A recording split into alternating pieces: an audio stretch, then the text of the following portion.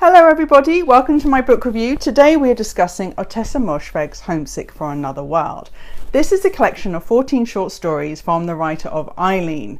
Now, I happen to love Eerily. I was absorbed by its darkness and by its very difficult protagonist. However, I would suggest if you've already read Eerily, but you didn't like it, I would suggest this collection of short stories is not for you, because this collection of short stories, we're in familiar territory.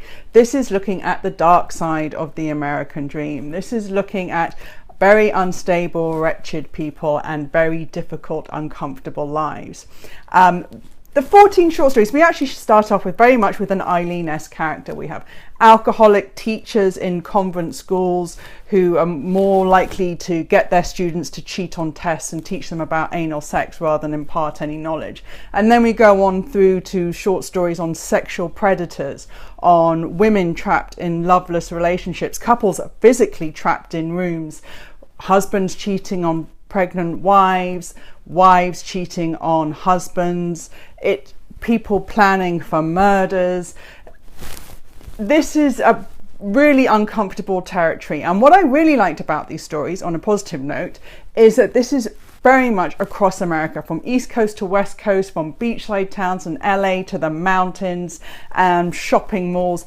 This book covers a lot of territory, and what I really like is the way Ottessa is really stripping back this idea of the American dream as something glossy and finished and showing it to be full of decay and amorality and immorality. There have been some comments that this is a book about connection. I'm not sure that the theme that connects these stories is connection, because some of these characters are actually deliberately seeking disconnection or are re-challenging what they thought they had as connection. A lot of these stories are very troubling, and it's a connection sounds almost a positive emotion. You know, you're looking for something that's healing. These people are not looking for healing. The sense of decay isn't just in the morality. There's a lot of comment on physical ailments, whether it's vitiligo, whether it's women obsessed with enormous labia. There's comments about withered hands. There is just a general discomfort about the physical body. Lots of people being fat, which I did find a bit repetitive, and does get close to being quite judgmental. But Ottessa is really pushing the envelope here.